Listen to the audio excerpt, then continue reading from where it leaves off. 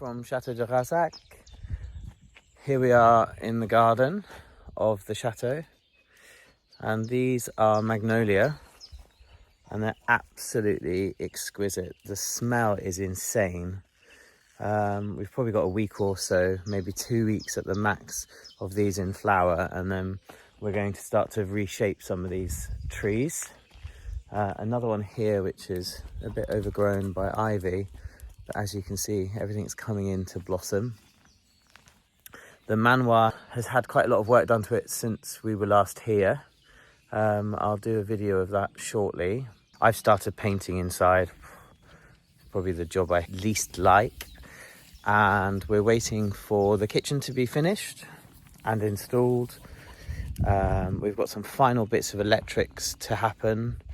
That will be done in the next 2 or 3 weeks or so.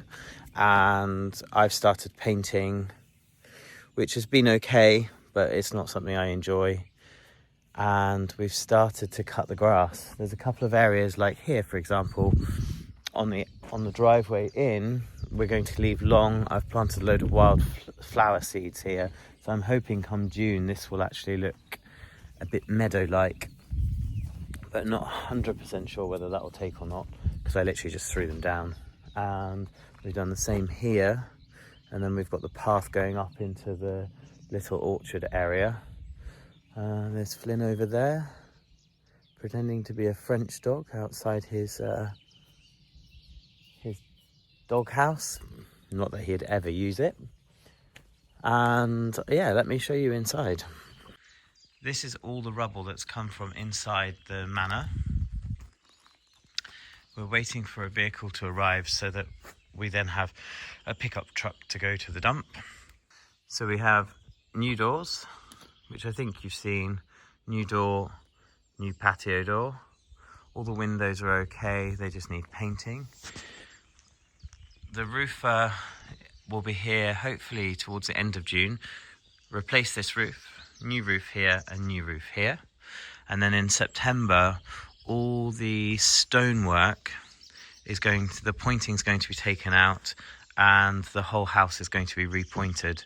So that should give it, with the roof, painted windows, and then the pointing, we should see a massive difference in the exterior of the property.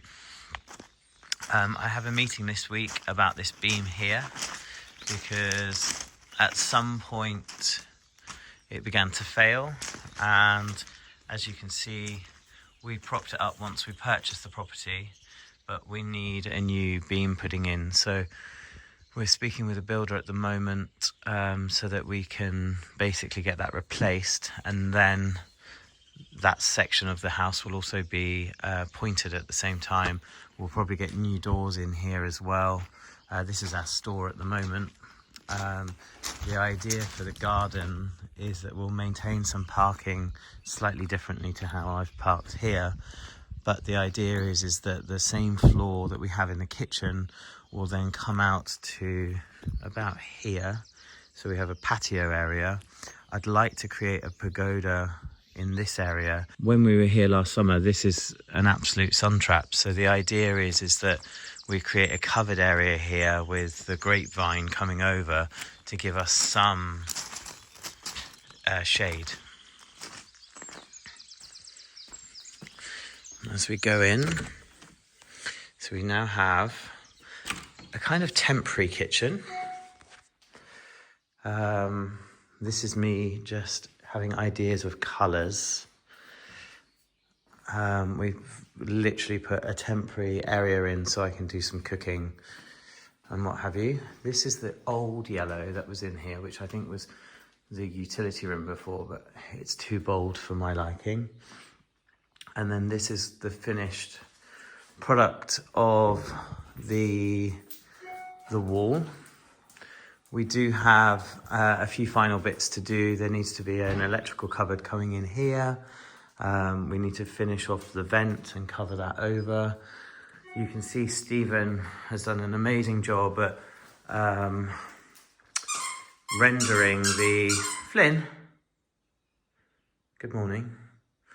Rendering the cement beam, the concrete beam. which now hopefully looks a little bit more authentic. We've kept the pillars. We've got a carpenter coming in to put a filler in at the bottom of this beam to tidy up the metalworks and what have you. And then upstairs, we've just started. So I don't know if you can remember, but there used to be a wall here with then a doorway going into a small area here. Well, we've taken that down and we've created still a snug.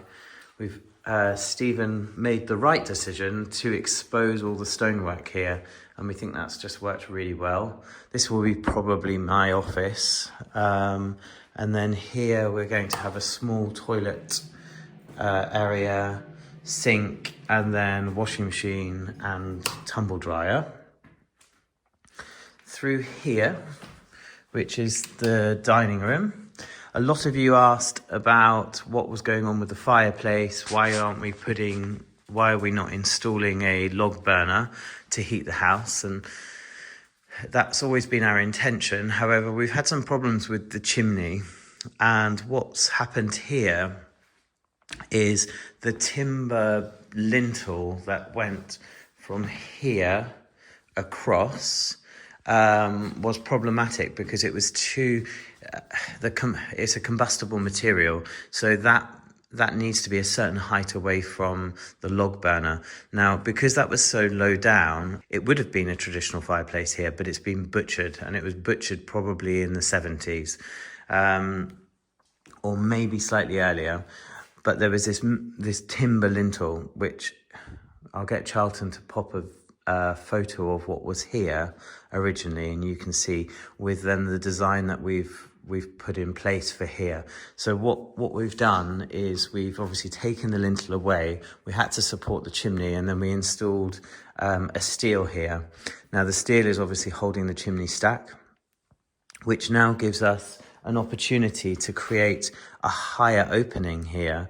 The idea here is to get some stone from the local quarry, to get a new hearth cut and put in. And then what we'll do is we'll have a new stone lintel with pillars either side. And this will look much more like a traditional Manoir fireplace. That's our intention. That's been cut. We're just waiting for it to be delivered, which will be in the next couple of weeks. As you can see, Stephen has plastered all the ceilings and all the walls. So this is the door that I've kept because I thought it was very quaint. It's going to go on the toilet over there. So all these walls are now plastered. I have no idea what type of lighting we're putting in here at the moment, but we're just going to live with light bulbs for now. So we've installed these Fontini switches, which are pretty nice. We didn't want to disturb the stone, so we went with this more ornate system. Which, would I do it again? Is it worth it? Should we have just gunned out the mortar, put electrics in? Probably, looking at it now. But we live and learn. They do look nice, but I'm not sure that they outweigh the time and the cost of this stuff, to be fair. Although in the future I do like these. We can use these without having to use this. But it's part and parcel of the learning curve. And then if we go upstairs is quite exciting actually. I'm really happy with what's gone on here. It's something that has made, and there's the farmyard at the back. So this is the milking parlour. We haven't done a video on this yet, I don't believe. This is the old shepherd's cottage, an old cow shed, and these are the pigsties. Maybe you've seen Charlton around here, but we haven't explained it. We will do that. We'll go around the whole estate. But up here was really interesting because this wall used to be plastered, and Stephen and I made a decision in January to remove the plaster when I came over for a long weekend with Charlton, I think. And it's the difference. It's made the hallway, the landing, it gives it something. We need to clean up some of the stone at the top, but this previously was just all just plastered, and it was all pretty boring. But what we did discover behind the plaster is that when Stephen was gunning the plaster off, exposing the stone, and this I found quite interesting because I was talking about this staircase to one of the local people here, and they were like, no, the staircase would have always been at the back of the house. And I was like, nah, that doesn't feel for me. One of the reasons for that is because in the room next door, what we have, but you'll have to just excuse the mess. We've got these very large floorboards, and then at the back of the room, which on the first floor, on the ground floor, what we can see is we've got these old floorboards. This is rather dusty in here. But then what we have is we have this L shape here, which is a much newer floorboard. Now this is interesting because this is on the ground floor when we were putting the ceiling in. This was very noticeable that this is where the stairwell would have been coming up into the house, and this wall would have never have been here. And then when Stephen was gunning out the wall, there were some of the European bricks. These bricks were covering this hole. Now the interesting thing is that the back of the house, we didn't really see this little window for a simple reason. It was covered by ivy when we took photographs. Now, Stephen was taking off all the plaster and he rung me. He said, John, they've bricked up a horrible bit in these European bricks, which they don't look very nice. They're not like the traditional bricks. And he said, I'll just have to render over it. But then when he was popping off the plaster, he then saw that there was a lintel, and he was like, oh, this might be exciting. And he popped the bricks off and then realized that there was a massive void behind. And behind this was an old sink. So that's like being quite an exciting find for us, really. And one of the things that it has done is it's proven that the stairwell would have never have been here in the first place. Now, my thought process here is this is definitely a much newer staircase. Again, probably 60s or 70s, even 80s. We'll reinstall this at some point when we do the decorating in here. We'll turn this into a feature. There's no way that anyone would be doing the washing in a void. So that was a really interesting find, and I'm pleased we've exposed that. We're going to install a new window here when we have a bit of time. This is a single glazed window. I think what we'll end up doing is replacing it with double glazing, because there'll be a lot of heat loss that will be coming from that large window. I've been decorating in here the last day and a half. So we're now all white. It's still got to have another couple of coats, but it's looking certainly better than what it did. And yeah, we're slowly getting there, and I've decided just to work one room at a time with a little bit of filling in between. And then my bedroom has all been plastered. So we didn't plaster this wall originally, but then last minute I was like, yeah, I think it would be better plastered. What we did do is the idea is that we've kept the old plaster, and then where we've installed the new walls with the insulation, we've got a transition. And again, it's just about the building, trying to allow the building to tell its history. And I think that does exactly that. And there she is. Excuse the shadow on my camera. I've smashed the screen and I need to go and get a new cover. And then in here we have installed these, which will look nice once we're properly decorated.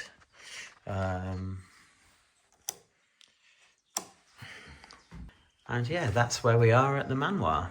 So what we think, this has probably come from the chapel that was once on the estate, because this is also found at the top of the tower in the chateau, a small section of it. So it's quite interesting. Anyway, I hope you like our updates, and I'm hoping that we will be able to provide you with more regular updates while we're here. Says the dog as well. The other thing here, what we're doing is we're going to be removing this floor. We've got to basically get the floor down to this level here and then build it back up with a new screed, so that we can then install wooden flooring, so that the wooden flooring finishes at the same height as the top of that step. And then we're good to go. So thank you for listening to me. And if anyone's got any ideas of colours, do let us know, because this is where we're at the moment. And I look forward to sharing more with you over the next few weeks.